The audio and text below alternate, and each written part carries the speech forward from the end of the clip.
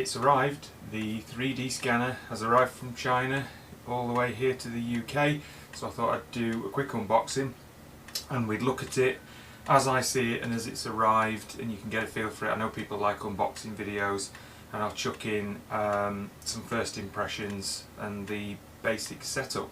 Hopefully I can get it to work pretty quickly. You're all the way back there, the other end of the office from me. I'm going to clear down the wargaming table. It's quite a big box, so we can get it out and have a look at it. So let's get all this moved and then I can get the box on the table. Okay, so here it is. It's arrived. From placing the order and paying for it, I think it took all of 4 or 5 days to arrive. It was sent Federal Express from China, so really quick, and a quality courier.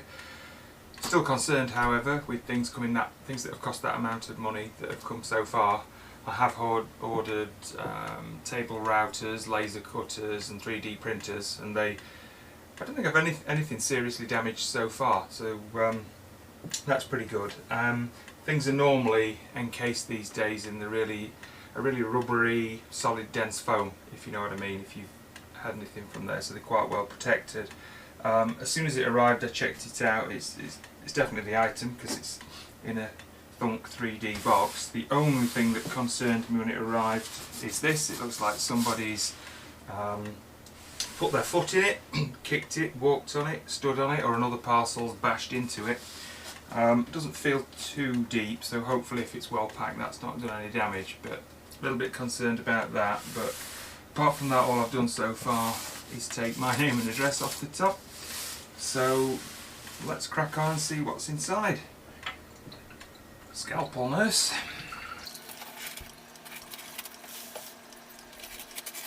That's it. Okay. We have a box in a box. I thought this might be the actual box with all the logo and printing on, but it seems we've got another. Give me one sec. I'm gonna have to turn this upside down to get this out. 1 second. Okay, here we are. Box in a box. First thing, if I'm honest, I checked out was the damage. It has gone through to this box, but this box seems to have taken that damage. It doesn't seem, unless the actual scanner is up against the inside, which hopefully not, as long as there's any padding. And again, it's a perfect U shape, so it looks like some nice courier man has stood on it. Thank you very much. Okay, let's get the old scalpel out again and see what's in here.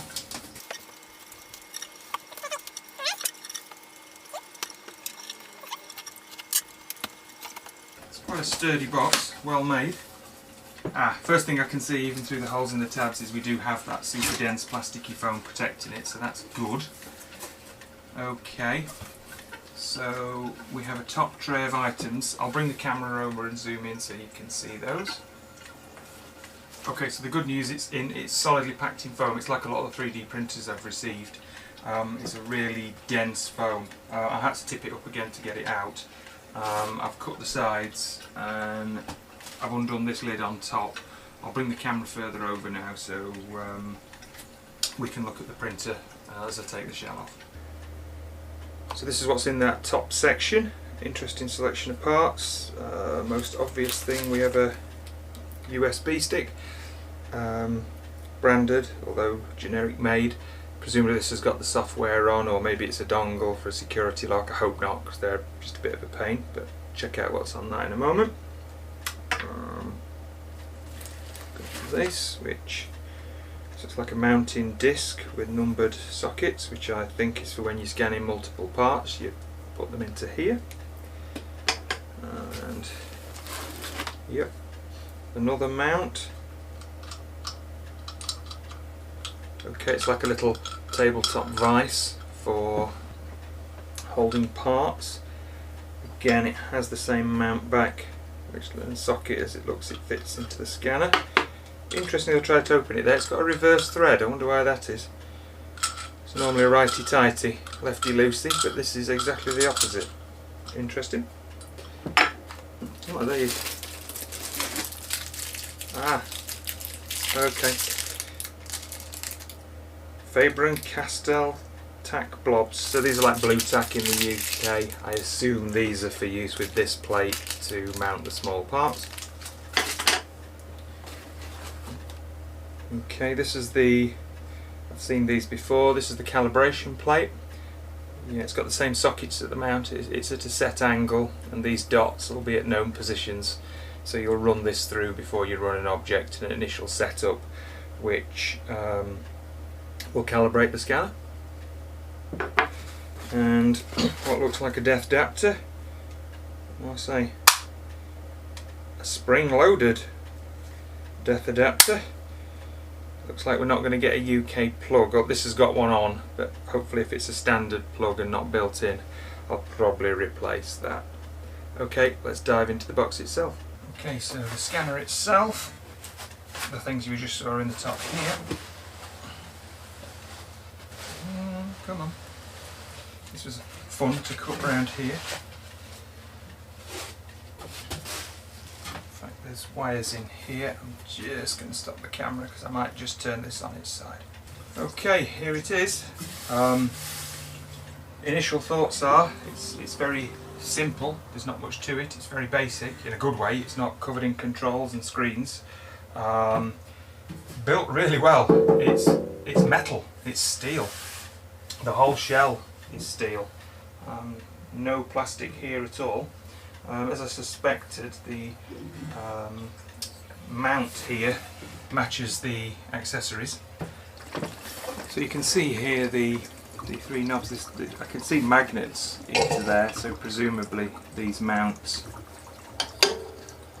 just clip on. Yeah, they do. That's really good. And the calibration mount, we used that when we first set it up, so that's really nice. If you know anything about precision engineering, glass is usually really flat, and this isn't just a cheap piece of plastic. This is actually a piece of glass that's been ground and epoxied onto here with that silk screened on top. It's done really nicely. It has, interestingly, around the back,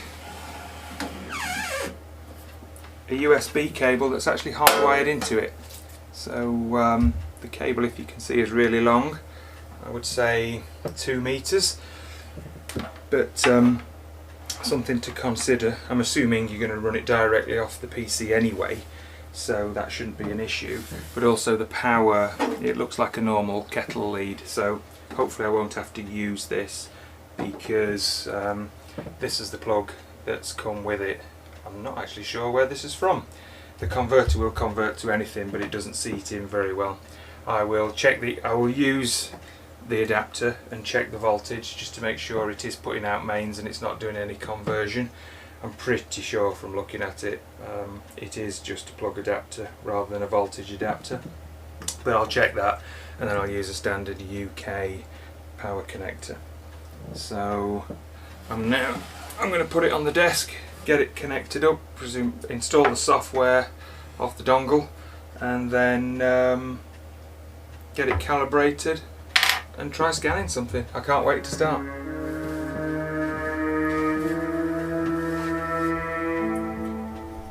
Okay, so the software is really easy to install. It is what was on the USB stick, as well as with a couple of setup videos and an instruction guide.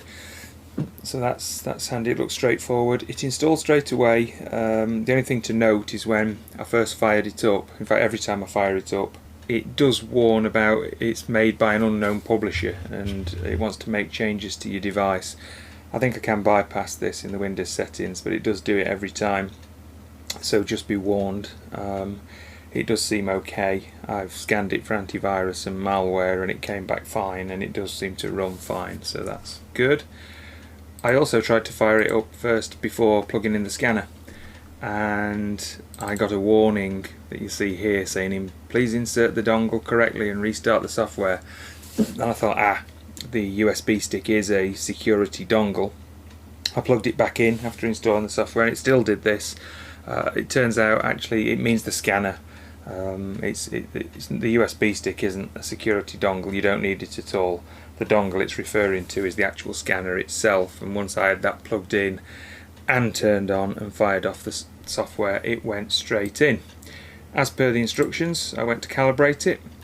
You can see the little screen is live now down the bottom. See my pictures, my fingers there in the picture. The red shadowing parts are parts that are too glary, and you can actually alter that look on the contrast. You can see the more it glares, you need to get rid of on your model as much of that red as possible. That's the bits it doesn't like, it's overexposed and too light. Let's put the calibration plate on, hit the calibrate button. Now there's two plates here. I did have to email about which one to pick. It is the 5mm. It wasn't obvious, but the 10mm is for the bigger handheld scanner. You can see it's moving the plate around. Seems to be homing in on those dots.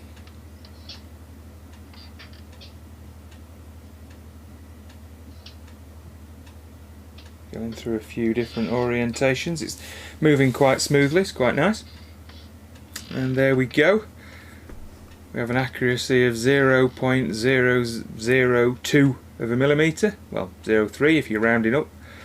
An extreme value of 68.62. I don't know whether that's good or bad, but it's within the spec of the instructions. So of course I couldn't wait to do a scan. So the first mini I've grabbed is this one. It's a gag from the old Lone Wolf set. It's not the ideal one to pick for this because I'd have liked to have shared it so people can see the results, whereas this is copyright, so now I can't. But the reason I've grabbed it is I've got several original copies of this miniature, and it's also the one I used when I was trying the photogrammetry in my other video. If you look in my other videos, it's there, so I can distinctly compare the results. So what I did, I just quickly mounted it on a cocktail stick and put it in the clamp that comes with the scanner.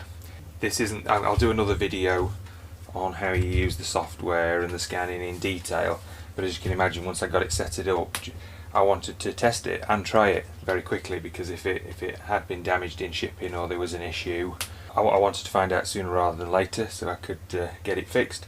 What I've done, I'm going to record this in real time, but you're about to see now a scan in real time. So here we go.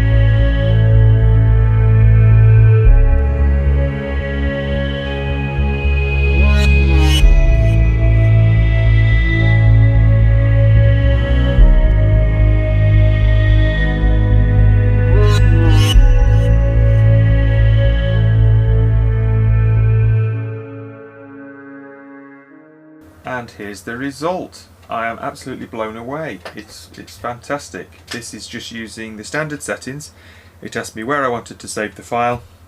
It asked me whether I want a high resolution or a draft low resolution. So I said high. I ran the scan you saw. I did then run it again at a slight angle to give it two views. It does suggest you do that. And this is what popped out. This is absolutely unedited, just the way it is. Well, actually, I've cut the stick off the bottom. I'll take that. This is not covered in a skin, an image like the photogrammetry one was that gives a false impression. This is just a raw STL. It's absolutely amazing. Of course, you need to print it. Last time when I went, oh, here's the results. It's, you know, what's it look like when it's printed? So I printed him out and lined him up with his peers, and there's absolutely no way you would pick him out of a crowd without picking him up. I painted the mini silver, to match the lead of the other models.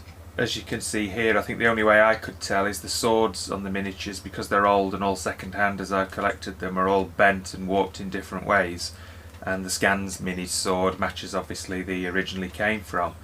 It's easy to tell on camera because if you zoom in, he is actually the guy in the centre here. Where I've cut the base, it's cut it slightly smaller and his sword matches, and if you look at the top of his helmet you can see some tiny layer lines, but to the eye you absolutely cannot see that. I think if we go back to the scan, all the lumps and bumps on here, some of them might, oh there's a little lump or a blob there. No, that is 100% representative of how the miniature is, and you've got to remember that we're looking at the miniature at this size in real life. We have the luxury of zooming in on the screen, but yeah, I think it's, if you can tell from this picture, it's easier to tell here than it is in real life. Without picking them up you would not know. And as a final comparison, let's just look at it to the original photogrammetry scan, and again I'm taking off the JPEG cover that makes photogrammetry look better if you're not careful. This is a comparison of the two STLs at the front and at the back, and I think you'll see it's a world apart. And this is no settings, just a quick draft, my first go with just hitting play. I'll do another video later on more in-depth use of the software, but I think I'm going to put this down as a fantastic success. Thanks for watching, guys. Bye.